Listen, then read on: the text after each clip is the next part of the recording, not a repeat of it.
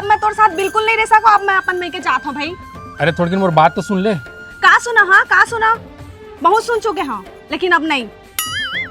मोला अब यहाँ नहीं रहना है, मैं तोर से परेशान हो चुके हैं। अरे थोड़ी दिन बात सुन ले वो। अब पानी सर के ऊपर जा चुके हैं, तय मुझसे प्यार नहीं करस। अब यहाँ रह के कोई मतलब नहीं है।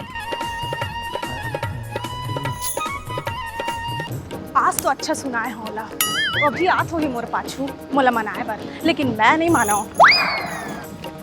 जब तक गिड़गिड़ा ही नहीं और माफी नहीं मांगी ना, तब तक नहीं माना मैं।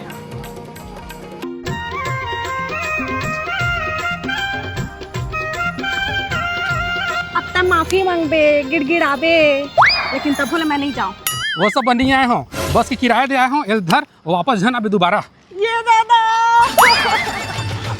रुक दादा, अब तो मैं वापस जाबे नहीं करा। ऐसे कैसे छोड़ दूँ तोला? मैं तो सातों जन्म रहूं तोर करा। छोड़ मोला छोड़।